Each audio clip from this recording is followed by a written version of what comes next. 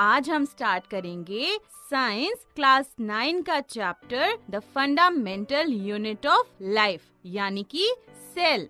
Friends, ये cell का chapter हम क्लास 8 में भी पढ़ चुके हैं, है ना? तो बताइए friends, who discovered cell? Cell की डिस्कवरी किसने की थी? रॉबर्ट हुक ने या एंटोनी वॉन ल्यूवेनहॉक ने? बिल्कुल सही, रॉबर्ट हुक ने। और ये सेल की डिस्कवरी कैसे हुई थी? चलिए देखते हैं। फ्रेंड्स, ईयर 1665 में रॉबर्ट हुक कॉर्क की एक पतली सी स्लाइस को ऑब्जर्व कर रहे थे। किस में ऑब्जर्व कर रहे थे? अपने बनाए हुए एक माइक्रोस्कोप में। कॉर्क क्या होता है? कॉर्क एक ट्री की बार्क यानी छाल का पोर्शन होता है। और माइक्रोस्कोप वो इंस्ट्रूमेंट है जिससे हम सेल्स को देख सकते हैं।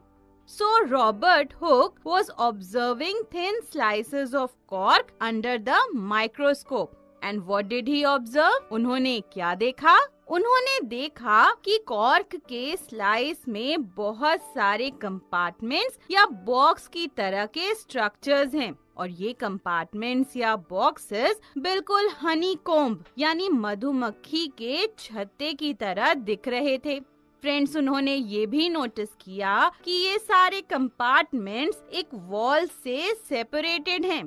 So Robert Hooke called these compartments और boxes as cells. Robert Hooke ने इन्हें सेल कहा। फ्रेंड्स, रॉबर्ट हुक ने जो बॉक्सेस देखे थे या कॉर्क के जो सेल्स देखे थे वो एक्चुअली डेड सेल्स थे और इस तरह से हुई थी सेल यानी लाइफ की बेसिक यूनिट की डिस्कवरी। समझ आया ना आपको? फ्रेंड्स, यूं तो ये बहुत छोटा सा इंसिडेंट लग रहा है, पर in the history of science it is very important. Science की हिस्ट्री में ये बहुत इम्पोर्टेंट डिस्कवरी है। For the first time someone viewed cell. Cell जो सारे लिविंग ऑर्गेनिजम्स की बेसिक और फंडामेंटल यूनिट है, उसे फर्स्ट टाइम किसी ने ऑब्जर्व किया। लाइफ की इस बेसिक यूनिट के लिए सेल वर्ड यूज किया गया और ये वर्ड सेल आज तक यूज हो रहा है। तो फ्रेंड्स, इस चैप्टर में हम इसी सेल के बारे में डिस्कस करेंगे। Friends, what are living organisms made up of? Living organisms किससे मिलकर बने होते हैं? बिल्कुल सही, सेल से। तो चलिए फ्रेंड्स, हम एक एक्टिविटी करते हैं जिसमें कि हम अनियन पील का एक टेम्पररी माउंट बनाते हैं यानी स्लाइड बनाते हैं। क्या एम है हमारी एक्टिविटी का? To prepare a temporary mount of onion peel. और इस एक्टिविटी के लिए हमें क्या चाहिए?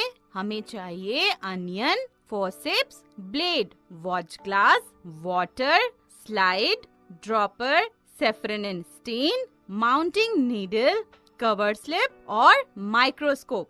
कैसे करेंगे? सबसे पहले एक अनियन लेंगे और उसका एक स्लाइस कट करेंगे। अब स्लाइस के कॉनकेव यानी इनर साइड से फोर्सेप्स की हेल्प से हम अंदर वाली स्किन निकाल लेंगे। इस स्किन को हम एपिडर्मिस कहते हैं। अब इस स्किन को वॉच ग्लास में रखे वाटर में रख देंगे। इससे क्या होगा? इससे अनियन पील ड्राई नहीं होगी, सूखेगी नहीं। नेक्स्ट स्टेप क्या है? नेक्स्ट स्टेप में हम एक क्लीन स्लाइड लेंगे और ड्रॉपर की हेल्प से 1 ड्रॉप वाटर क्लीन स्लाइड पर डालेंगे। अब अनियन पील का एक छोटा सा पीस हम स्लाइड पर रखेंगे and we will make sure that the peel is perfectly flat on the slide. Peel slide पर बिल्कुल फ्लैट है, मुड़ी हुई नहीं है। नेक्स्ट क्या करेंगे? नेक्स्ट हम इस पे सेफ्रन एंड स्टेन की एक ड्रॉप डालेंगे। अब अनियन पील को माउंटिंग नीडल की हेल्प से कवर स्लिप से कवर कर देंगे। फ्रेंड्स, इस बात का बहुत ध्यान रखना है कि कवर स्लिप के नीचे एयर बबल्स ना आए। क्या करना है? With the help of a mounting needle, cover the onion peel with a cover slip, taking care that there are no air bubbles in it. Now friends, we have prepared a temporary mount of onion peel. हमने onion पील का temporary mount बना लिया है। अब हमें क्या करना है? अब हमें कंपाउंड माइक्रोस्कोप के लो पावर में और फिर हाई पावर में इस स्लाइड को ऑब्जर्व करना है। क्या करना है हमें? Observe the slide first under the low power of the microscope and then under the high power of the microscope. तो क्या देखा फ्रेंड्स हमने? फ्रेंड्स, हमने ऑब्जर्व किया कि स्लाइड में बहुत सारे rectangular cells side by side arranged हैं। In low power of the compound microscope, we observe that there are a number of rectangular cells lying side by side. Friends, जब हम microscope के high power में देखते हैं तो हम देखते हैं कि सेल की एक मेम्ब्रेन है, सेल मेम्ब्रेन, जो कि एक और थिक लेयर से कवर्ड है जिसे सेल वॉल कहते हैं। सेल में एक डेंस सा स्मॉल सा स्ट्रक्चर है जिसे न्यूक्लियस कहते हैं और न्यूक्लियस और सेल मेम्ब्रेन के बीच में जो जगह है वो साइटोप्लाज्म से फिल्ड है, भरी हुई है और एक बड़ी सी एम्प्टी यानी खाली स्पेस है जिसे हम वैक्यूल कहते हैं। तो क्या क्या देखा हमने high power of compound microscope में? All cells have a distinct boundary, cell membrane, surrounded by a thick layer, cell wall. There is a prominent nucleus in the center and there is a large empty space within the cell. This is vacuole. Friends, ये जो सारे structures की हमने बात की है इसके बारे में हम डिटेल में आगे पढ़ेंगे। तो जो हमने ये एक्टिविटी की है इससे हम क्या कंक्लूड कर सकते हैं? फ्रेंड्स, हम इस एक्टिविटी से कंक्लूड कर सकते हैं कि onion peel is made up of cells. Onion peel cell से मिलकर बनी है और we say that cells are the building blocks of onion peel, right? अब फ्रेंड्स, हम एक और एक्टिविटी करते हैं and in this activity we will make temporary mounds of leaf peels of maize, mustard, tradescantia along with tips of roots of onion and study them under a microscope. हम इस activity में मेज, mustard, ट्रेडिस्कैंशिया की leaf peels यानी epidermis को observe करेंगे और साथ ही हम अनियन की रूट्स की टिप की भी स्लाइड बनाएंगे। And we will also take onions of different sizes and make temporary mount of their peel. और हम डिफरेंट साइजेस के अनियंस लेंगे और उनकी पील की भी टेम्पररी माउंट बनाएंगे। और फ्रेंड्स, ये जो हम एक्टिविटी करेंगे इसके बाद हम कुछ क्वेश्चंस का आंसर जानने की कोशिश करेंगे। और वो क्वेश्चंस क्या हैं? फ्रेंड्स, वो क्वेश्चंस हैं, do all cells look alike in terms of shape and size? Do all cells look alike in structure? Could any differences be found among cells from different parts of a plant body? And last question is, what similarities could be found? हम इन्हीं सब questions के बारे में जानने की कोशिश करेंगे। आगे बढ़ते हैं। इस एक्टिविटी में हम क्या करेंगे? जितनी चीजों की हमने बात की है हम उन सब का टेम्पररी माउंट बनाएंगे। कैसे बनाएंगे? वैसे ही जैसे हमने प्रीवियस एक्टिविटी में किया था। तो फ्रेंड्स, इन सब का टेम्पररी माउंट बनाने के बाद जब आप स्लाइड्स को कंपाउंड माइक्रोस्कोप में ऑब्जर्व करोगे तो आप क्या ऑब्जर्व करोगे? तो फ्रेंड्स, हम ये ऑब्जर्व करेंगे कि अगर हम डिफरेंट साइज के अनियंस की बात करें तो डिफरेंट साइज की अनियंस के जो पील हैं उसके टेम्पररी माउंट में भी हमें सिमिलर स्ट्रक्चर्स ही दिखेंगे।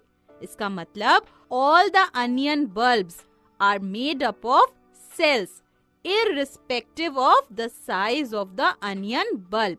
जितने अनियन बल्ब हैं वो सभी सेल्स से मिलकर ही बने हैं, इररिस्पेक्टिव कि अनियन बल्ब का साइज क्या है। चाहे अनियन बल्ब का साइज कुछ भी क्यों ना हो, सभी सेल से मिलकर बने हैं। root tips of onion, leaf peels of maize, mustard and tradescantia are also made up of cells. हमने अनियन की रूट की टिप की स्लाइड बनाई थी, मेज, मस्टर्ड और ट्रेडिस्कैंशिया की लीफ पील्स की स्लाइड बनाई थी। ये सभी सेल्स से मिलकर ही बने हैं। तो चलिए फ्रेंड्स, हमने जो क्वेश्चंस लिस्ट किए थे उनके आंसर डिस्कस करते हैं। पहला क्वेश्चन क्या था? पहला क्वेश्चन था कि क्या सारे सेल्स शेप और साइज में सेम हैं? तो फ्रेंड्स, नहीं है। सारे सेल्स शेप और साइज में सेम नहीं है। दूसरा क्वेश्चन था कि क्या सारे सेल्स का स्ट्रक्चर एक जैसा है? तो नहीं, सारे सेल्स का स्ट्रक्चर एक जैसा नहीं है। फ्रेंड्स, हमारा तीसरा क्वेश्चन था कि क्या प्लांट बॉडी के डिफरेंट पार्ट्स के सेल्स में कुछ डिफरेंसेस हैं? तो हाँ, प्लांट बॉडी के डिफरेंट पार्ट्स के सेल्स अलग अलग हैं। उनके स्ट्रक्चर में थोड़ा बहुत डिफरेंस है। जैसे अनियन रूट टिप में सेल्स में वैक्यूल्स प्रेजेंट नहीं है। और चौथा क्वेश्चन था कि क्या सिमिलैरिटीज मिली हमें इन सेल्स के स्ट्रक्चर में?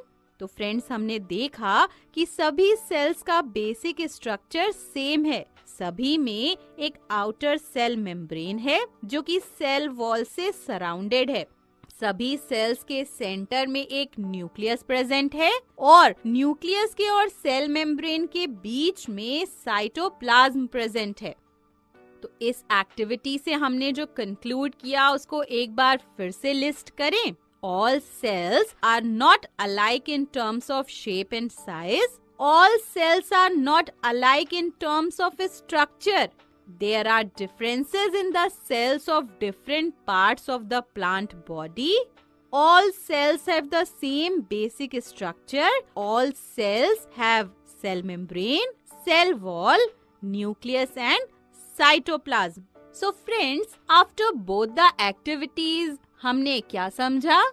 Very good. हमने समझा कि सारे लिविंग ऑर्गेनिजम्स सेल से मिलकर बने होते हैं, या यूं कहें कि cells are the building blocks of all living organisms. तो चलिए फ्रेंड्स, रॉबर्ट हुक ने कौन से सेल्स देखे थे? लिविंग या डेड? बिल्कुल सही। Robert Hooke observe the dead cells. उन्होंने डेड सेल्स ऑब्जर्व किए थे।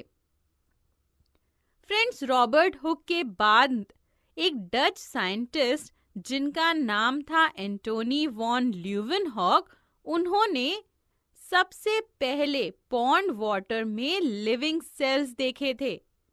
Antony van Leeuwenhoek observe the living cells for the first time with the help of his self-designed improved microscope. 1831 में रॉबर्ट ब्राउन ने cell के nucleus को discover किया। Robert Brown discovered the nucleus of cell. Purkinje ने cell में जो fluid substance present होता है उसे प्रोटोप्लाज्म कहा। सो परकिंजी coined the term protoplasm। और 1940 में नॉल एंड रस्का ने इलेक्ट्रॉन माइक्रोस्कोप इन्वेंट किया और इस डिस्कवरी से सेल के कॉम्प्लेक्स स्ट्रक्चर को देखना और समझना बहुत इजी हो गया। तो फ्रेंड्स, ये थी सेल से रिलेटेड कुछ डिस्कवरीज। एक बार फिर से लिस्ट करें इन डिस्कवरीज को। एंटोनी वॉन ल्यूवेनहॉक ने सबसे पहली बार लिविंग सेल्स को देखा। रॉबर्ट ब्राउन ने न्यूक्लियस को डिस्कवर किया। परकिंजी ने सेल के फ्लूइड सब्सटेंस के लिए प्रोटोप्लाज्म टर्म कॉइन किया। नॉल एंड रस्का ने इलेक्ट्रॉन माइक्रोस्कोप डिस्कवर किया, जिसने सेल की स्टडी को बहुत इजी कर दिया। फ्रेंड्स, अब बात करते हैं सेल थ्योरी की। सेल थ्योरी क्या है? फ्रेंड्स, दो जर्मन बायोलॉजिस्ट थे जिनका नाम था श्लाइडेन और श्वान। इन्होंने सेल थ्योरी प्रपोज की थी और सेल थ्योरी के अकॉर्डिंग सारे लिविंग ऑर्गेनिजम्स यानी प्लांट्स और एनिमल्स सेल्स से मिलकर बने होते हैं. All living organisms, plants and animals are made up of cells. Cell is the basic structural and functional unit of all living organisms. यानी कि सेल सारे लिविंग ऑर्गेनिजम्स की स्ट्रक्चरल और फंक्शनल यूनिट है. सारे ऑर्गेनिजम्स सेल से ही मिलकर बने होते हैं, इसलिए cell structural unit of life है. और ऑर्गेनिजम्स में जो भी फंक्शंस होते हैं वो भी सेल्स की वजह से ही होते हैं और इसीलिए cell functional unit of life है. फ्रेंड्स, बाद में विर्काउ ने 1855 में सेल थ्योरी को एक्सपैंड करते हुए कहा कि new cells arise from pre existing cells only by cell division. यानी कि जो भी सेल्स होते हैं वो पुराने सेल्स के डिवीजन से ही बनते हैं, अपने आप नहीं बन जाते. तो ये थे 3 पोस्टुलेट्स सेल थ्योरी के. एक बार फिर से देखते हैं सेल थ्योरी क्या कहती है. According to cell theory, all living organisms are made up of cells. Cells are the basic structural and functional units of all living organisms. New cells arise from pre-existing cells by cell division.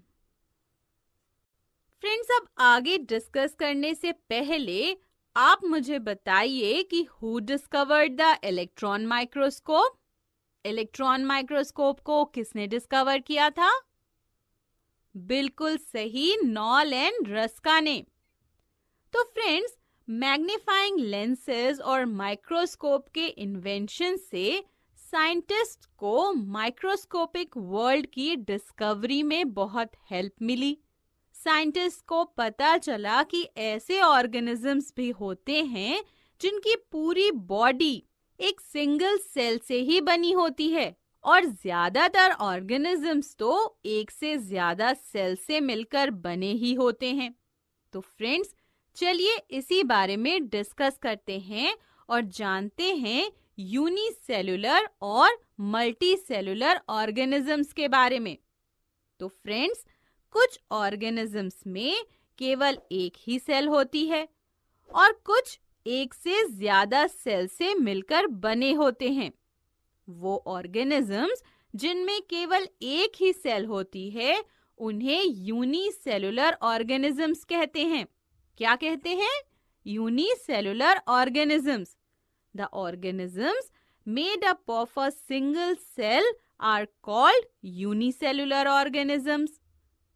कौन कौन से organisms हैं जो unicellular हैं?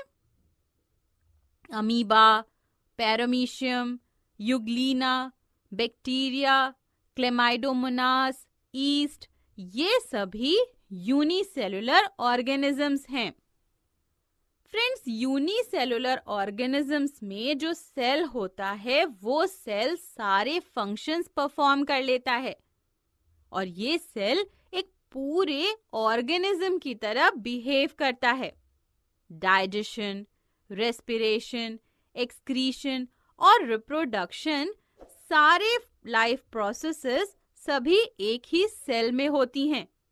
जैसे amoeba की बात करें तो अमीबा एक यूनिसेलुलर ऑर्गेनिज्म है. इसमें रेस्पिरेशन, डाइजेशन, ग्रोथ और रिप्रोडक्शन सभी एक ही सेल में होता है. तो इस तरह से यूनिसेलुलर ऑर्गेनिजम्स में जो सेल होता है वो सारे फंक्शंस परफॉर्म करता है. अब फ्रेंड्स, जो ऑर्गेनिजम्स एक से ज्यादा सेल्स यानी बहुत सारे सेल्स से मिलकर बने होते हैं उन्हें क्या कहते हैं? उन्हें कहते हैं multi cellular organisms. The organisms that are made up of more than one cell, many cells, are called multicellular organisms.